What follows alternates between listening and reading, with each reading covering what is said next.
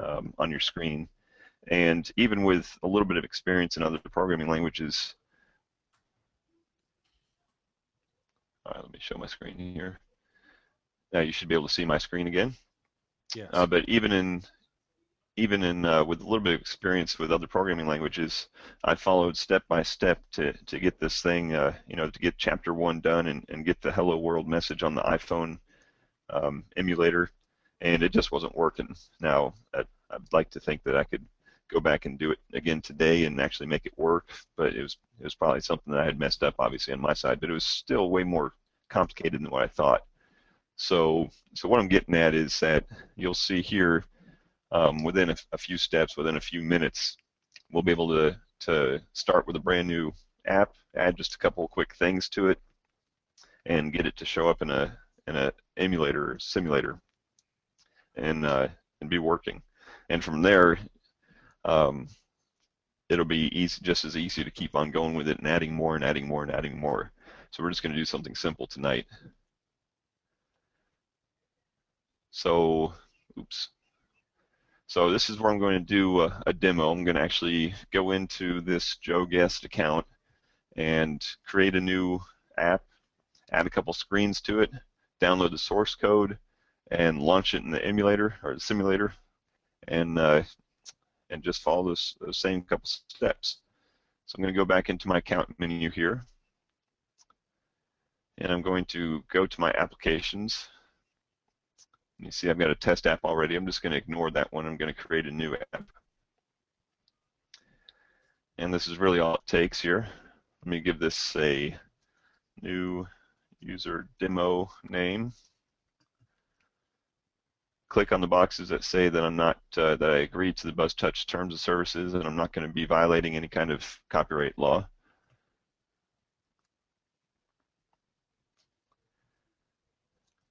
And once I got that created, it gives me the options of going back to my list of apps again or continue into apps control panel. So that's what I'm going to do. For each application that you have, you're going to have a control panel with this menu right here. So you can see how you can drill down from your account menu to your applications menu to actually the application that we just created, the new user demo. And you can see I don't have an icon for it yet. And you can see when it was created, what version it is, and that's completely controllable by me. Then how many views. We'll talk about views here in a second. But this is the main application control panel for this app. So if I had an icon, I could go in here and upload it. I'm not going to do that tonight. I'm just going to use the generic one that comes with it. The core properties, we're going to visit those real quick.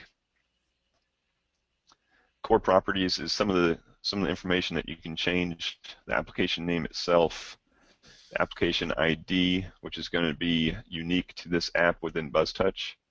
The project name, this is going to be used for when you download the source code.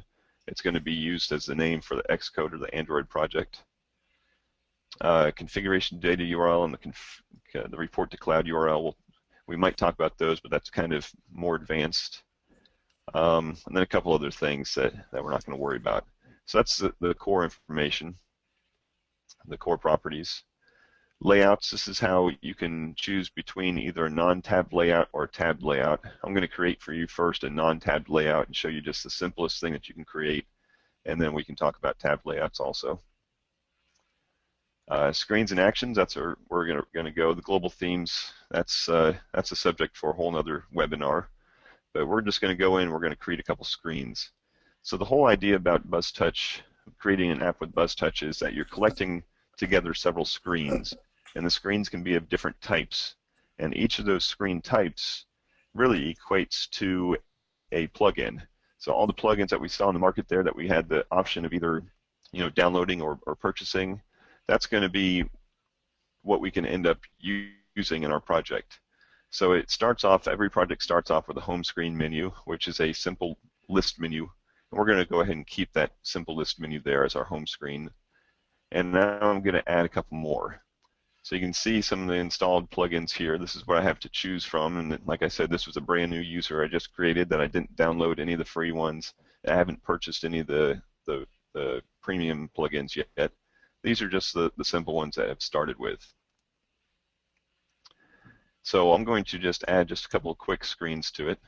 First one, I'm going to add a page called, let's say, website, and I'm going to use a plugin of type custom URL, and basically that's just going to be a web page within my app. So I'm going to click add for that, and then I'm going to create one called map, and that's going to be of type, let's see, where is it? Location map. I'm going to add that. Now when I go back up here to my screens menu, you can see I've got my home screen menu. I've got the website, which shows that it's a type of a URL screen, and I've got my screen name. So this is the name of the page, and this is just an icon showing what type of it is. You can look at it in the list view, and it'll show you the name or the nickname of that page and what type of page it is and when it was last modified. And so that's it, just a simple 3-page app, and I can add more later if I wanted to, but I just want to show you how quick and easy it is to get this going. So the first thing I have to do, since I have a menu here and it doesn't know yet about these 2 pages, I'm just going to add those 2 pages to this menu. So this menu happens to be a menu simple, which is just a list menu. There's other menu types that you can use, button menus, that circle view menu I showed. There's some really great ones that you can purchase that are really configurable. And if you're going to make something look really good, I highly suggest you look through those other plugins and find, it might be a $4 or $5 plugin to make a really nice looking menu. We're just going to keep it nice and simple and generic looking tonight. So this is just a simple menu list, and I'm going to enter in some of the rows for that list menu, because if you looked at it now, it'd be an empty list. And actually, that's what I'm going to do. I'm going to go ahead and just download the source code now before we even do any configuration. That way you can see how everything starts. So let me go back to the application home and go to download source code. And I'm going to, for the purpose of this webinar, I'm going to use the Apple source code and use Xcode. You would do the same exact process if you were doing the same thing for your Android application. So once it does that, it packages it all together for me, and now it says I'm ready to download it. So I'm going to download that zip file. And in this folder that it downloaded, you can see it's got a couple folders. It's got an instructions, which I highly suggest you read through those instructions first. It tells you exactly how to get this thing started up in Xcode. And then it's got a couple README files, a couple text files. And then this is the Xcode project itself. So I'm going to double click this, and that's the actual project file. It's going to launch Xcode for me.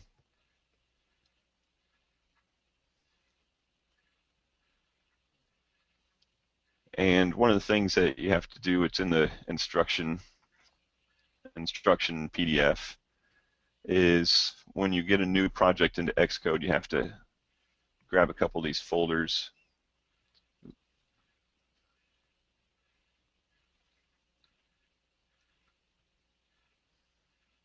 Oh, they're not in the same order I usually have. There we go. Oh. And we're going to drag those into our project.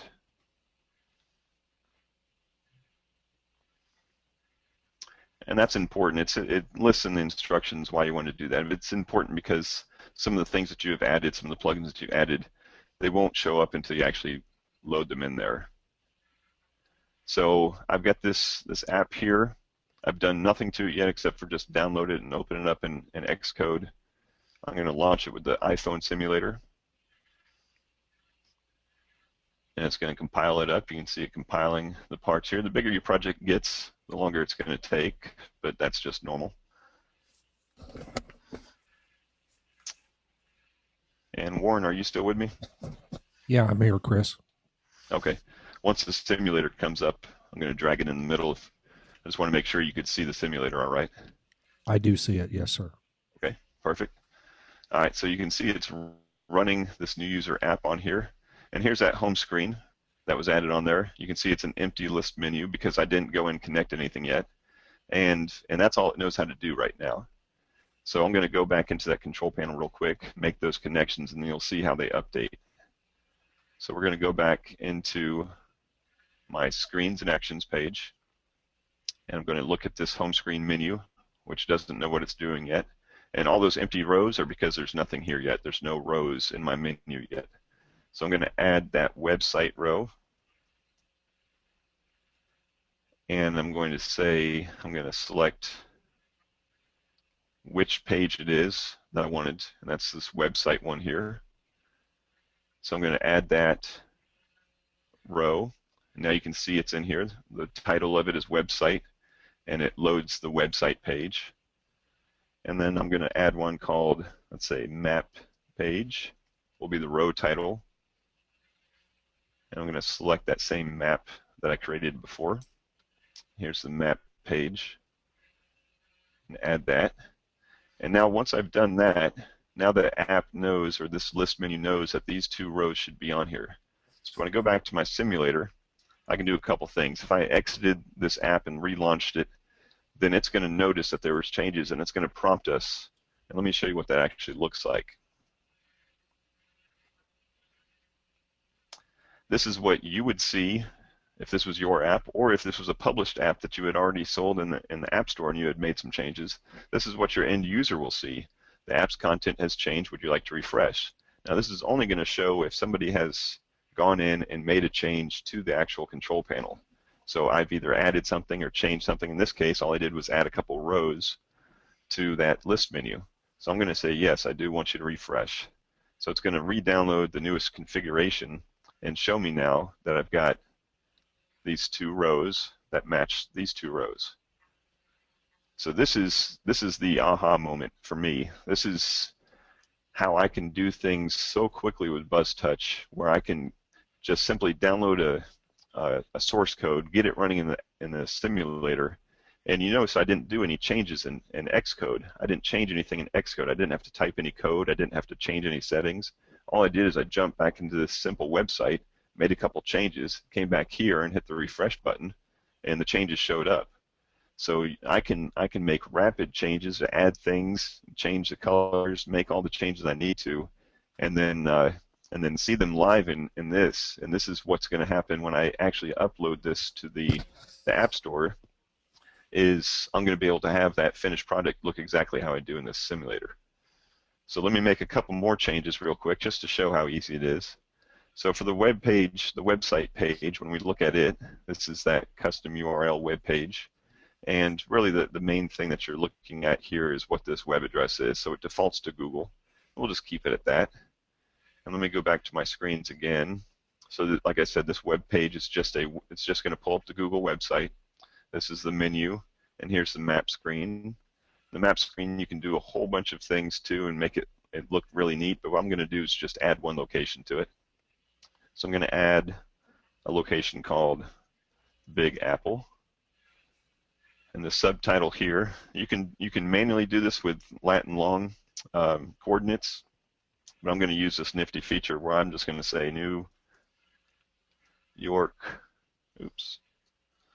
New York, and I'm going to click this button that says find latitude and longitude for the subtitle, and it pulled in numbers. This is not a perfect thing. If you put in an address in there, then most times it'll find it. If you put in an actual street address and it finds it, that's fine. If you put in the city or something, it'll usually find something.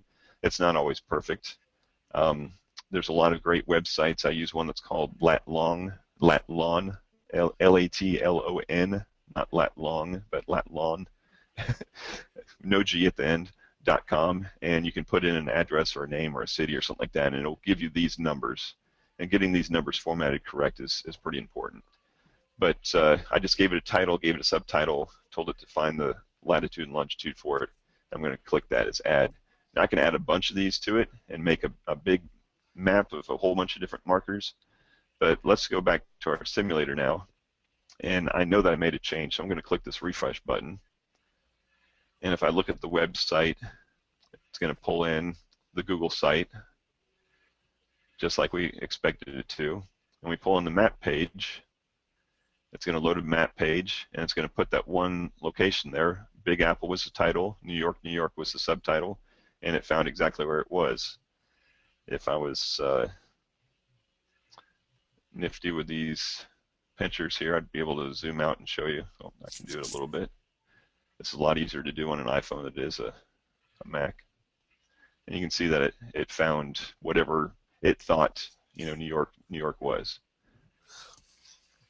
So that's, creating your first app and getting it to run and getting it to actually change and do things. Let's do one more thing here before I take questions.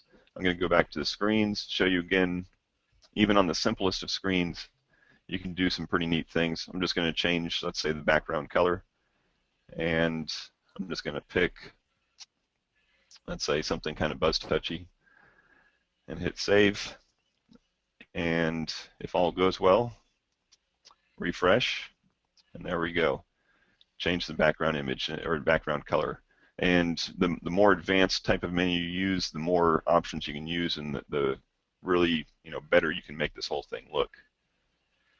So with that, I'm going to go ahead and take a quick pause so I can answer any questions that might have come up.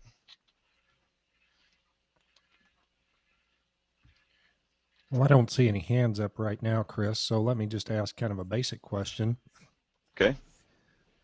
So what I just saw there, you were able to change this application on the fly. That means I don't have to download it again and recompile it again and re-upload it to my phone or re-upload it to my simulator. All this happens in the background, right? That's exactly correct. Now I'm showing the simplest way of doing it and just launching it in the simulator. If you did have a device connected and for depending on what system you're using, you have to get you have to subscribe to a developer account to do that. If you did load it on a device, and that's what I do, is I download the app, I put it on the device, and then I just go to town in the control panel, and then all I do is I go back to that device and I keep on hitting refresh and refresh, and that's how I can be halfway through a project, nothing that's published yet, and I can bring that device to a client or to somebody else and say, hey, this is what your app is looking like so far, and they'll see exactly what I have on my simulator. So it's great. It's really neat to be able to test things on a couple different devices before you submit it to the App Store, and it just makes development so much quicker. And one of the things that makes that work, and I'm looking at the list of people in our audience, and I've got several people that know all this, but I'll show it just for the sake of anybody watching on YouTube later. This configuration data is what makes this whole thing work. So this is all the brains of our app, and everything that we change on these screens, they end up in this configuration file. And this configuration file is what gets loaded onto the device. Every time I hit refresh, it grabs the newest configuration file from Buzztouch site. If I made a change in the control panel and it changed this, and my app sees a different version, that's when it gives me that prompt and it says, hey, do you want to download the newest version like we did that first time? So that's what makes it all work. That's the magic behind everything. All right, it looks like Al might have a question. Can you hear me? Yes, I can. Let's say you're starting off with a page that's going to have an image on it. Like, what size do you make the image, and how do you put the image on there, and how do how would you add text to that? Okay, that's a good question. Let's say that we were using, and I'm just going to show you here in the plugins. Where was it? Menu with image. And this is kind of an advanced list menu. And let's look at one of the screenshots to see if this is kind of what you're talking about. So this is that same list menu, but yes, you do have an image here.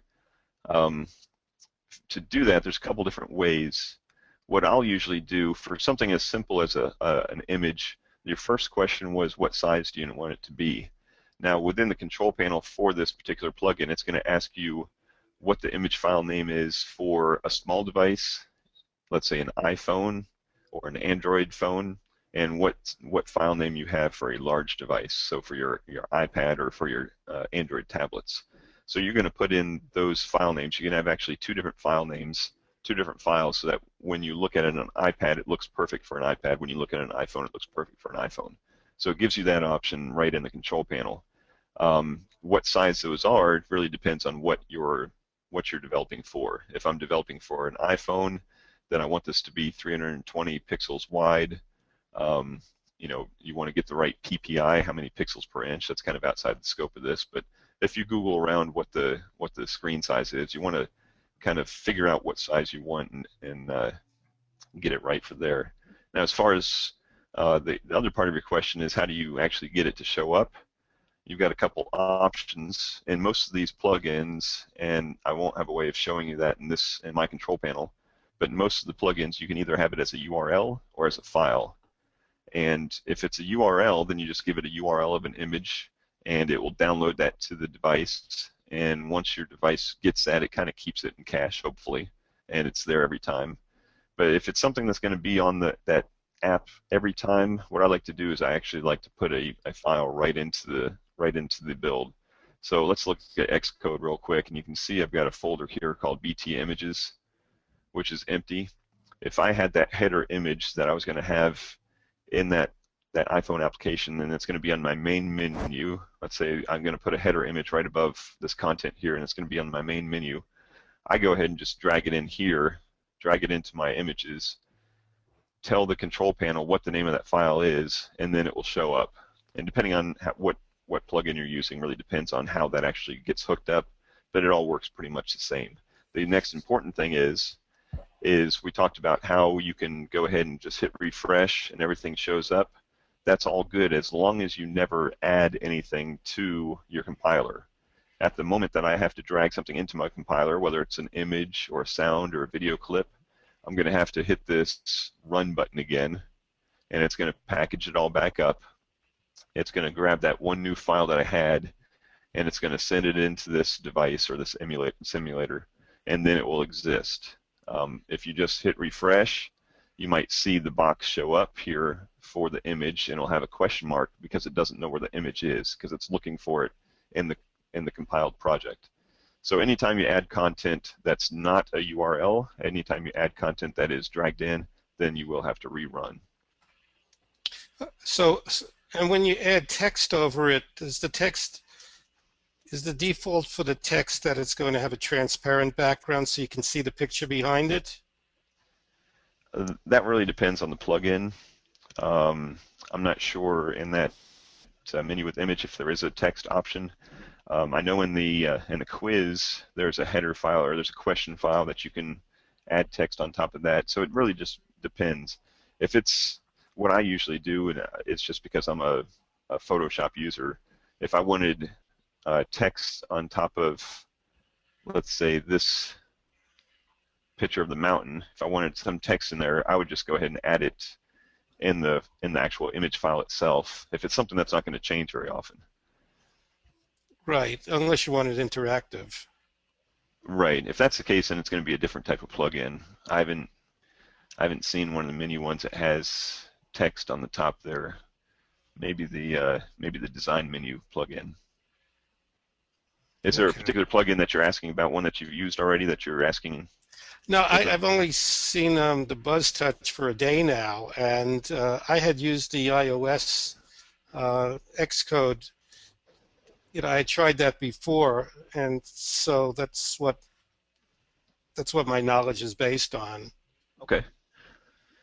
Yeah, I would say you know, any text that's on top of the header. Usually you have just a header, you know, because this is just a space here for the picture itself. Usually you don't have that combined with text unless it's inherently designed into that particular plugin. Okay, thank you. All right. Hey, Chris. Great question. Yes. Oh, it's been a while since I put together an app, but could he use his image as a background image, and then where you got your simple menu there, make the background on that clear so you could see the image through the menu? Yes. Yes. That is. I've seen that used a lot where there's no, let's say, no header image, but I have an overall image, and when I look in that particular plugin again, applications, and I go to this home screen where I had selected the background color, you can also add a background image. And this is kind of what I was talking about, how it's mostly set up. You got a small device and a large device, and you can either have the image file name, and that's going to be the name of the file that I'm dragging into my project, or an image URL, one or the other. And the image URL is one, let's say maybe I want that image to change every month. So I'm going to put a URL, a web address to something that I'm serving somewhere, either on Dropbox or anywhere really. And then I can log in here for February and put a different image URL in there. And the next time somebody launches their screen, or I guess in that case, yeah, if it's a URL, then the simulator will just grab the newest URL and you'll have a different image header. So in this case, this is a background image.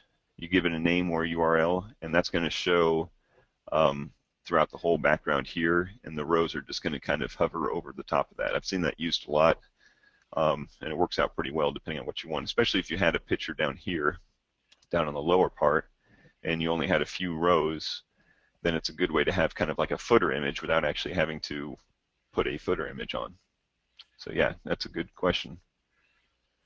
Kristen, did you have a question also? Well, Sorry, hand up before. yeah, Kristen No, I actually. just wanted to actually mention.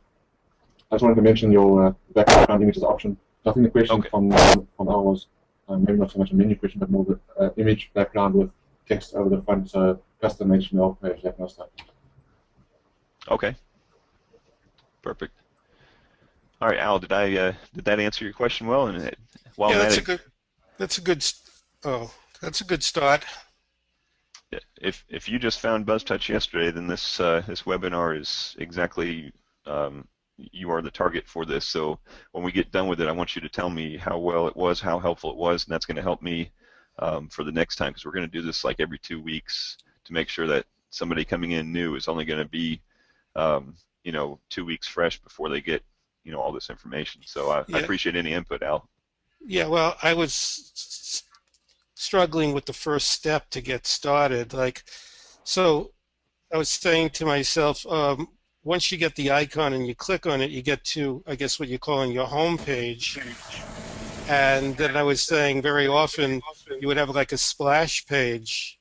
And that's what I was thinking. There would be an image on the splash page with some text. And I was just, so, so I guess I was just trying to figure out the home page is what the first, how do you define what is the home page? That's a good question. Let me show you that real quick. Because I showed it briefly, but I told you I'd come back to it. Right here in the layout, and I'm going to actually go back to application home so you can see it over here too, where I showed it before, the layout. This is where I select between a non-tabbed layout and a tabbed layout. And I said we're going to use a non-tabbed layout. And that means that there's no tab bars down here at the bottom. And most apps do have tab bars, it's just a matter of what it looks like. So right here it says what is the home screen nickname? And I can actually go in here and select, and maybe I wanted that home page, that website, to be the home page. I'm going to hit save. And when I go back here and refresh, now the home page is the website. Now the only problem with that is there's no way to get anywhere now because there's no tabs at the bottom and I have no list menu items. But I could have any kind of, I could select any of my screens that I create, whether it's a menu or something, and you'll see when we go back to screens, one of these that I could have added was a splash screen. See a splash screen right here. So you can actually have the splash screen be the first thing once I create it, once I put the image on there and I set up the properties for it. Then I can use that as in the layout, make this a splash screen, and then after however long it stays on, it's going to go to the next page, which would be the home menu. So that's probably what you were trying to find, is how to make a different page show up. So what I usually do, if I'm starting an app and it's just that I've done this so many times that I've got a workflow that works for me, I'll usually go in and for any screens that I think might be my main menus, I'll go ahead and create all those and then go into my layout, and then I'll select that. If I use a tab layout, then I can actually make this, we'll show what a tab layout looks like. we're going to use the home screen for the first tab, and we're going to call that home. We're going to select an icon for it. Oh, I don't have any on here. Never mind that for a second. I'm going to select the, let's say the website page and call that Google. And then let's say my maps can be my third tab. Call that map. Now when I hit save, it says I have to delete this out.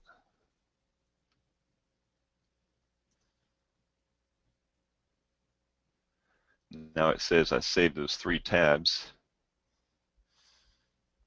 Now you can see I've got the 3 tabs here at the bottom. This is my home page, that's my Google page, and there's my map page.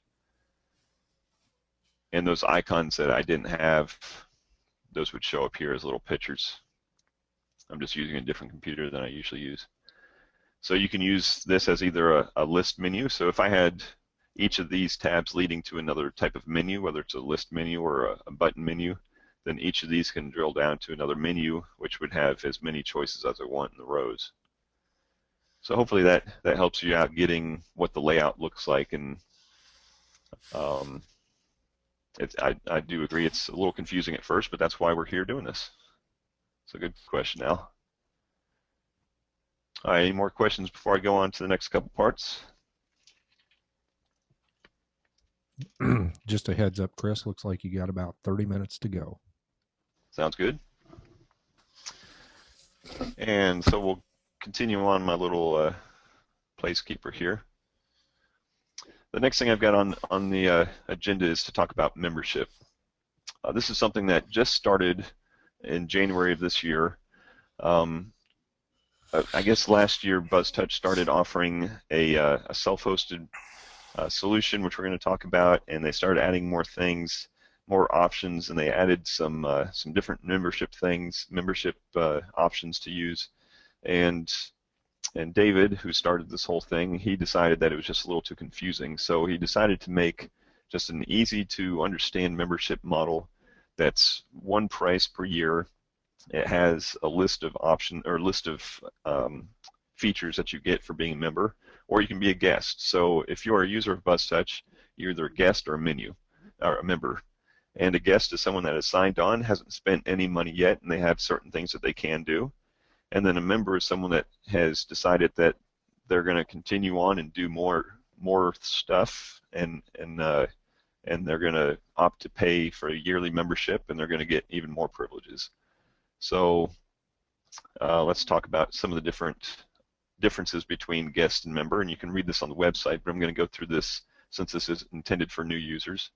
So a guest, and David and everybody here at Buzztouch wants you to know that we never intend any kind of bait or switch, sign up for free and then you can't do anything at all unless you start giving us money. That's not the way that it's ever been, and that's not the way it's ever going to be. What we believe is that a guest should be able to get in, really learn to see if this is a solution for them, and create up to 3 apps. You can create an app just like I did and actually submit that to the store and start selling it, all completely free as a guest. There's no restrictions on that. You can download the source code just like anybody else could. So you could essentially make 3 complete apps, submit them to the different stores, and start making money on these things without spending 1 penny. And that's exactly what we want. We want the product to pretty much sell itself. We want the membership to sell itself. We want you to understand that Buzztouch works, and there's no really way for you to understand that Buzztouch works unless you actually get in, use it, and prove to yourself that it does work. So guests also have access to the forum, ask as many questions as you want. Access to make purchases in the plugin market, so you can buy all those plugins that you want. And then there's going to be public webinars like this one. And then there's going to be select live events that you can attend. So that's everything you can do as a guest. You can create apps up to 3, compile them, sell them, make them better with plugins, and pretty much do everything. Now, if you decide that you want to do more, then that's what the membership is in place for. So being a member, by saying that you want to be a member and you're willing to pay a yearly fee to be that member, then you can create up to 50 apps. And the difference here is 50 apps in your Buzztouch hosted control panel. That means at the website, at the buzztouch.com website, like I was logged into, as that Joe guest person, I could only make 3 apps.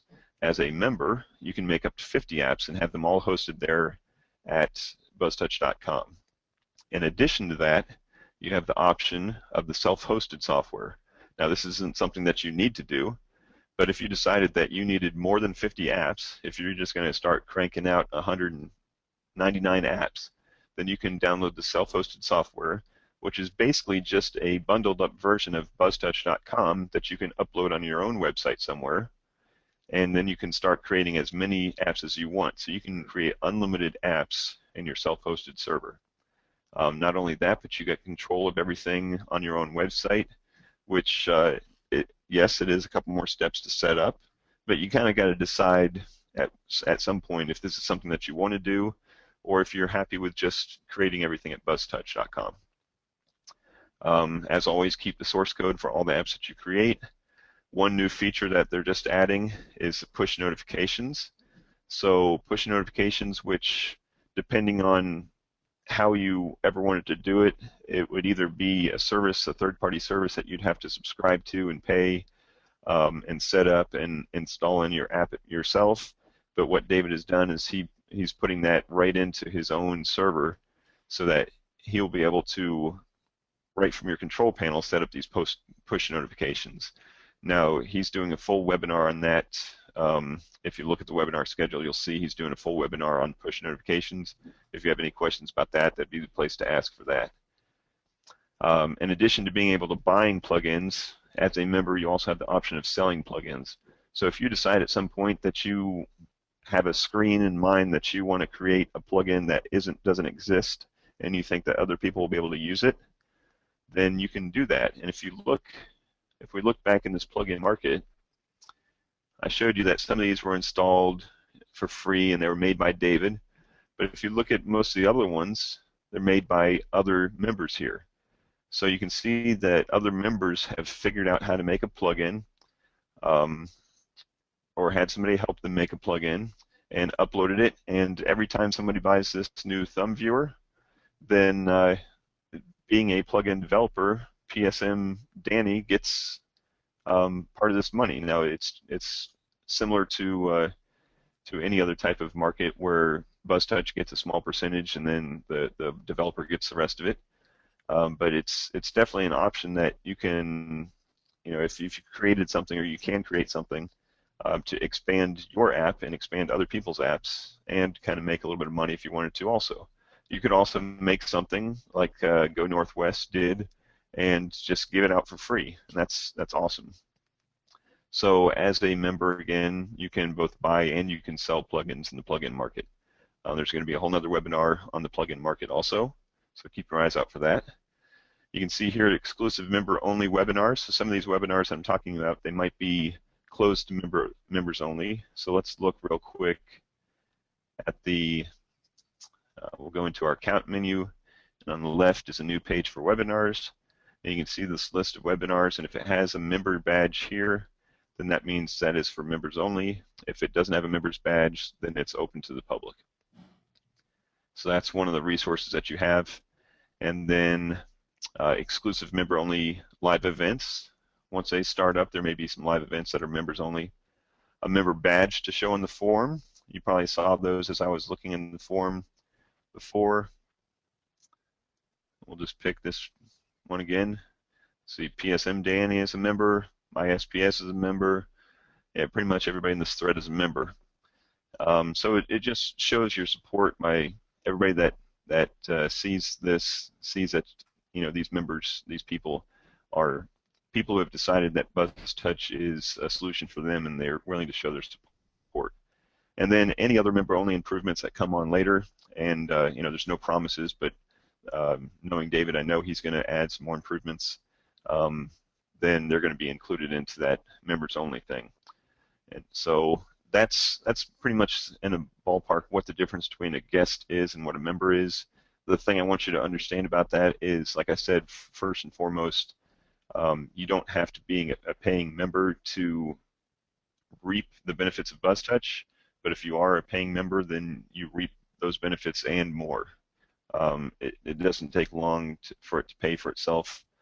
Um, any simple app, I've got some simple apps that I didn't think would ever make any money, and even the simplest, stupidest app that I've submitted does make more money than the membership costs. So your results may vary, but if you're serious about this kind of stuff, it's kind of self-explanatory. All right. So any questions about the membership or guest? I see Al's hand. I don't know if it's still just up or if he's got another question. Oh, you took it back down. It looked like he just lowered it, but Okay. Chris, let me interject here and just ask kind of a general question about the cost of doing this. You know, obviously, as a guest, it doesn't cost you anything to start building an app with Buzztouch, and you can build up to 3 without having to be a member. So there's no cost with that. But there are a couple of other additional costs if you want to actually sell your product in the Apple App Store or at the Google Play Market. Yeah, you're correct about that. Um, and for Apple to be a developer, currently it's $99 a year. I believe at the Google Market it's $25 for the year.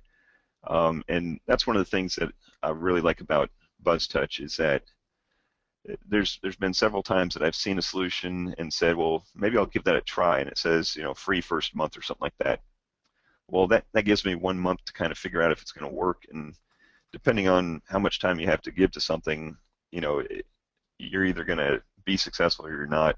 And if you're not, you'll never know. So that's what I like about this guest model and membership model is that you can go ahead and log in today. Um, life can get in the way for a couple months. You can log back in the springtime, finish up an app out of your first 3, free ones, get it working, and then say, oh wow, this is what I want, and then you can go ahead and join at that point. You're not pressured into figuring out right when you log in if that's what you want to do. Now, I believe there is a special going on right now. Now that I said there's no pressure to join today, but there's a special that David has set up for the first month that if you sign up, you can get it for $49.99 for the year instead of $79.99 for the year. And I believe he just told me that whatever price you sign in, that's going to be also your recurring fee if you decide to stay for year 2 or year 3. You're going to renew at that price. So there is an advantage advantage to this special going on right now. But if it's not for you, if you can't decide by January 31st that you haven't proven to yourself that you have the time or the resources to do this, then $79.99 per year is still very affordable compared to other services. I know one of our team members is working on a comparison page to show the differences, and in his research of doing so, he just kept on getting sicker and sicker at what some of the other companies are charging, monthly or yearly for this type of same product and not getting near as much. Like I said, I'm not here today to bash any of the other companies, but when that page is up, I think it will pretty much prove itself out. It's a good question, Warren. Anybody else have any questions about the membership program? Well, I don't have another question about that, but let me ask you this question, Chris. Okay. I saw in the control panel, I got to download my source code for a Mac, or excuse me, for an Apple device or for an Android device. Can I build Apple apps on my Windows machine at home? That's another good question. Xcode only works on Mac machines, and that's just the way Xcode is. So the quick and easy answer is no, you cannot. Now there are some workarounds that people have listed over the years, and I've tried some of them. It never ends up being as easy as what it would be worth. So if you are serious about making applications for Apple devices, then the best thing I can suggest to you is to use an Apple computer to do so. And I think what Warren might be baiting me to talk about is one of the episodes of my Buzzcast, which is episode 13, is all about Mac gear. And if you're just getting into this and just looking for a cheap and easy way to get into the Apple products, then I list some suggestions on resources to find either used or refurbished or just lower priced Apple machines. And I give you examples of best bang for the buck type stuff. So you can get in as low as $200 or $300, get into a Mac machine and start doing this. And then if you make some money along the way, you can upgrade as you go. And that's how I got into it. I got in cheap and I've upgraded, and luckily so far it's paid for itself. So that's a good question. With Android, just to complete the whole answer, Android has versions for both Mac and Windows that you can do both. You can compile with both. All right. So if there's no other questions, the last thing I had in my presentation. Chris. Oh, yes. Yep. I sent you a message there, but V. Nichols asks, can you publish the completed app on your own website, or are you required to sell or distribute it through one of the marketplaces? Okay. Perfect question. And I'll preface this by saying that I'm not the Android expert, but what I do know is that with Android you can compile I believe it's an APK file, and that APK file is pretty much the binary that you need to run on your phone, and you can self-publish those on your website. And usually every time I've seen that happen, it's along with the download link is usually a little instructions on what the end user has to do, because by default I think most Android phones are defaulted not to run anything that wasn't signed by Google or came from their market. But you can go into into your preferences on your phone and select run third-party software, and then once they download that, they can install it. So with Android apps, you can distribute them yourselves for free or however you distribute them. But if you want to actually sell it, then you have to do it through their market. But with Apple, outside of jailbreaking, which we won't talk about, that's a completely different subject. But outside of jailbreaking, there's no way to get an application onto someone else's phone unless they are a part of the developer program or part of your developer account. So I hope that answered that question. Okay, I don't have any other questions, Chris. Okay. The last thing I had here, and my file conversion made this look ugly, but the last slide I've got here is for success stories. I wish we had enough time to devote to all of the success stories that I know about, but I know Serge Vermelli. I interviewed him on one of my podcast episodes. He's a French photographer who was looking for a way to take, he's a photographer and he's also a Photoshop trainer, and he was looking for a way to take some of this training material that he had and sell it in a different market. So he tried and tried and tried with the same books that I was buying and was not successful. And he stumbled upon Buzztouch, and as it says there, in 4 days he was able to get his first project completed and submitted to Apple. And then a week later it was actually in their store, and he's been selling it ever since. Now he's got, at last count, I think 12 apps in the App Store, and they're all doing well. So that is an awesome story. And like I said, the list can go on and on, from the 13-year-old kid who is vying for a spot in the Guinness Book of World Records for being the youngest person to create an app. He used Buzztouch for that. I know that there's several other members that have either supplemented their income or created businesses around this. There's been people in the past that have contemplated, quitting college and going full speed at this. And, while I never have input onto, career choices in life, I think all the stories are just awesome. And they're all Buzztouch users that you and I can go into the forum and talk to and ask questions. What worked, what didn't work, how did you market this thing, and how did you get it to work? How did you get the screen to look so good? Your menu looks so awesome. What did you do to make it look like that? And these are all just people. When you think about the app market and you think about the Angry Birds and stuff like that, those success stories, I mean, those are no-brainers. Some of those are independent developers. Some of those are huge corporations. But you still have this overall thought that these people in the App Store are companies, and you'd never be able to touch, taste, feel, or talk to them. And this just shows you that we can find the same type of success stories and actually talk to them in our forums, and I think it's just awesome. And for as many people that I've talked to and interviewed for the podcast, every time another success story either gets emailed to us, it makes the whole team just smile. It makes David just completely content with what he's done and happy and smile. And it's a great feeling to know that we're able to help people create what they want. 'Cause that's what I came here for. I wanted to create an app for a band that I was in, and I wanted to kind of immortalize that band, and I wanted to see if I could do it.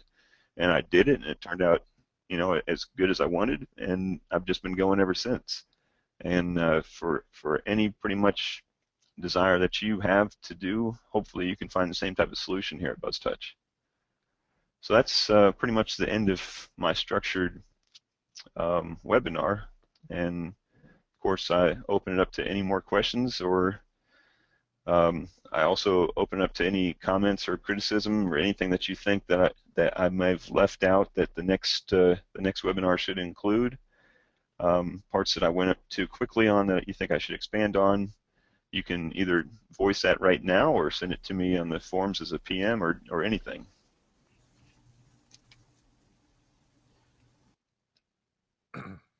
There's another question here from V. Nichols. He says, what's the best way to distribute an app for a particular company? Okay.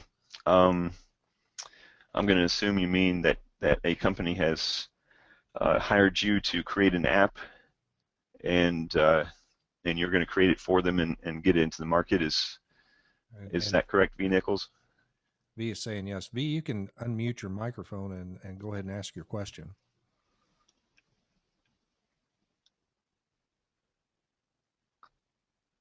V, can you hear us?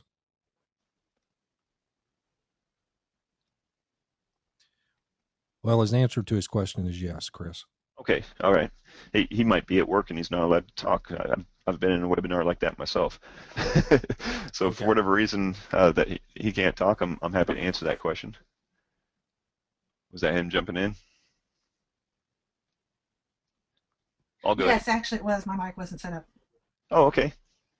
Basically, that gist of the question, being hired by a company, particularly a local company whose needs are very specific, and I wouldn't envision it being something that would be a widespread need in the App Store. Okay. And I've seen this, there's a forum post just recently about one of the members, his name is Absentia, and he's created several apps for himself, and now he's starting to get inquiries from local businesses about creating apps. And that's also something I have a little experience with myself. So the best thing that you can do is, I call it the difference between being a developer and a publisher. So in my case, I consider myself a developer. I log into Buzztouch, I create the app that the company has hired me for, and when everything is said and done, the best advice I can give you is you want them, the company, to publish the app. So if that's the case, they need to have a developer account at Apple also, if we're talking Apple, or they have to have a developer account at Google. And what you want to do is you want to finish everything up and then submit it with their credentials. The biggest reason for that is when you set up anything for sale in the App Store, you have to give Apple or whoever it is, a tax ID because you're going to be receiving income and you're going to be taxed on it. And so you want all of that to happen in that business's name. So in my case, I've got several clients that hire me. I tell them that when the thing is done, they're going to have to sign up as an Apple developer, and I log into their Apple developer account. I submit it so that Apple and the whole world thinks that they created it, because it's all in their name. Does that kind of answer your question?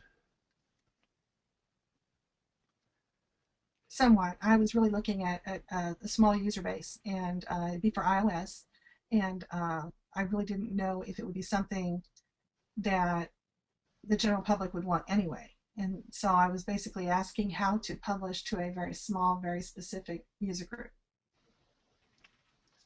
Well, just to interject here, Chris, I think Apple does provide an account option that would let you distribute your own application in-house with their over-the-air method. Yes, that's called the enterprise. That's called the enterprise account, and I believe that's $2.99 per year, and you have X amount of users that can do it. So let's say it was a taxi cab company, and all of their drivers had to have this app, but you didn't want it in the App Store to be available for anybody to download. And what you would do is they would set up an enterprise account. They would tell Apple what the device IDs were for all of their users, and then those users would be able to go onto iTunes and download it themselves, but nobody else would see it. So that is a solution for that type of thing. Okay, that is exactly what I'm talking about. Yep. Okay. That's so exactly what I'm talking about. Thank you. When you go on to the Apple developer, just search Apple developer or iOS developer, you'll see an option on there for enterprise. Just read up on that. Thank you. All right. Great. Any other questions? I don't see any other questions, Chris, but just if it's okay with you, I'd like to interject a comment or two here. Okay. Based on my experience, it was about a year ago, almost exactly a year ago, when I discovered Buzztouch. And I'm not a developer by any stretch of the imagination. Never coded anything before in my life. I mean, I've been in IT for a long time, but I just saw a need for a local business that I worked with, and I wanted to come up with something to help promote it. And after doing some research, I ran across Buzztouch. Didn't really know what I was getting into, and I wouldn't want anybody to get the impression right off the bat that this is necessarily an easy thing. You just click a few menus and hit a button, and it spits out your app. It's more complicated than that, but it's doable. And a lot of the steps and a lot of the pain that somebody new getting into it would go through, those pain points have been pretty much relieved by David and Buzztouch and the code that he's built and the way that it's structured. And this community of people, we've registered over 170,000 people to Buzztouch since its inception. And you'll find that there are hundreds and hundreds of people that are regularly in the forums, posting to the forums, asking questions. And those people have already been through the things that you as a new user are probably going to run into. There isn't very much new that somebody hasn't seen out there. And the beauty of this community is they're very open, they're very giving. They're not, they don't kind of keep themselves in a silo and just hoard their knowledge. They share it because ultimately when one person succeeds, we all succeed here. And I'm as impressed with the community and the network of people as I am with the actual apps that come out of it. So I think you're going to find once you dive in that there's lots of people to help, and there's lots of information that can help you get to where you want to be. So just wanted to throw that in there. Yeah, that's perfect. And as Warren was talking about the community being so impressive, I've seen in my couple of years here, I've seen things as crazy as, of course, David flying out to somebody's hometown and having a meetup and meeting several people. I've seen where one user was successful with Android, but they wanted to get into iPhone development, and they didn't have the right equipment, so one of the other users sent his old Macintosh to him to help him out. And that's the kind of community that we're talking about, and when you think about that, all these people that are logging into Buzztouch, they're all developers like you're aspiring to be. Your initial thought is to think that they're all competitors, but I've never ever seen or felt like anybody else was in competition. We're all going to sell our stuff at the same markets, but we're all so willing to help each other along the way too. So, Randy, you got a question? Uh, yes. My question, I'm in the same situation that the lady who just called in. Okay.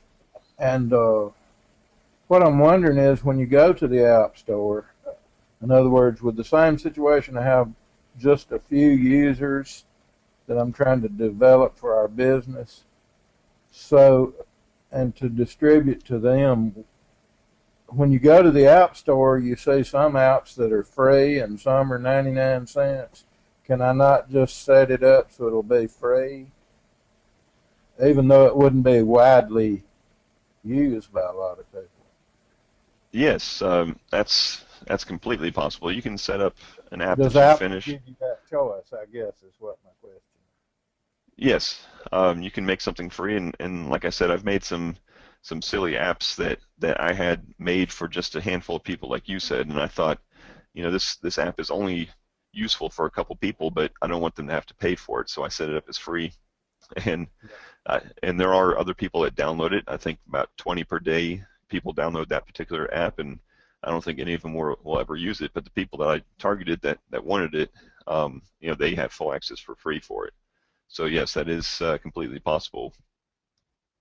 Does Apple look at the content and decide if it's sellable before they approve it? Absolutely, Apple does look at an app to make sure that it is, it does serve a purpose, that it is useful to somebody, and there are a lot of frustrations with that. Some people have problems getting an app approved. Some people have no problems. But basically, if you ask yourself the same question that they're going to ask themselves, does this serve a purpose? Does it look good? Does it function well? Is it not broken? Um, then then you'll usually be able to get it through. And So if it you would don't, be to if you my don't, advantage not to list a specific company name, but to make my things generic somewhat, so other businesses might see a value in it. yes, yes, Even that's though my goal is not to sell it, but Yes, that's correct. And one thing to think about is that Apple will kind of look to see if it looks like if the purpose of the app is just for marketing. Like let's say I was making an app for a flower shop and it didn't do any functionality. It didn't let me do anything other than see, the website and the address and the phone number and stuff like that. That to them looks like just a marketing ploy, just a way to get that information to the app market. Usually they'll say you need to do something more than that. It needs to do more. And really, if you get rejected, then you go into the forums and say, hey, I got this rejection. What can I do to fix it? And I see those kind of posts all the time. And some people have problems with a couple submissions, and some people find a solution right away. And um, you just got to keep on working at it. thanks. Yeah, I can I can second that, Chris. I've had my first two apps that I submitted to the App Store. They got approved on the first pass through, and I was just ecstatic, to go to the App Store and see my app out there. The third one, I'd submit it and wait the requisite period of time, and they'd send me a rejection notice, and then I'd fix that and send it back in, and then something that they liked the first time they rejected on. And the third app that I submitted, I wound up having to go through uh, 5 passes to get it done. And the funny thing is, on the fifth pass through, the only thing I did was change the name of the app. I didn't change any content, but I changed the name of the app and submitted it again, and it passed. Right. And then There, and now I have a fourth app that I've actually been trying to get approved since June of last year, and each time I submit it to the App Store, it gets rejected, and I still haven't got it up there. So it's just Apple is kind of a finicky deal sometimes. As opposed to Google, you build it and it's got a pulse, they'll pretty much take it. Right. Yep. There's definitely some mystery behind the Apple approval process, but that's a whole having nother said subject. that, don't let it discourage you from putting together your best effort and submitting it, because as Chris said, there are people in this community that have gone through it before, and they can help you. They can show you things that may make it more appealing to Apple to get it approved, and eventually you'll get it there. Right. Kristen, got your hand up? Yeah, I just wanted to pitch in with the approval thing. I think one of the topics that you touched on with the forum is vital that everyone, the new users especially, just trawl their forum, and there's good sections about app approval, Apple rejection, that you get a lot of tips on what to do and what not to do, and you're able to learn from other people's mistakes and other people's learning. So now I've got 2 apps in, and I've had one version updates, and as long as you, I think the biggest thing I've got out of the forums on the Apple approval was use some Apple functionality and something that good user interface. That's what they're looking for. I mean, I made a informational app for a company which serves no purpose but to promote the company, but it's got user interface that Apple like, so it was approved. So I think the most important thing is to look through the forums and learn and search the forums about questions about Google or anything like that. Right. Yep. And there's every now and then someone asks a question in the forums, hey, my app got rejected. Can you look at it and tell me why? And then you'll usually see some screenshots and you'll kind of know why, and people will try to help them out and say, we'll try to add this and add that, and yep, we try to help out as much as we can.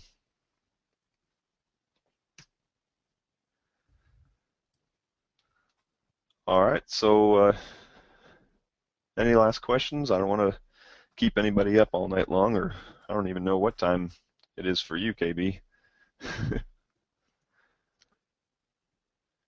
It's almost midday. Oh, okay. I've never been able to figure that part out.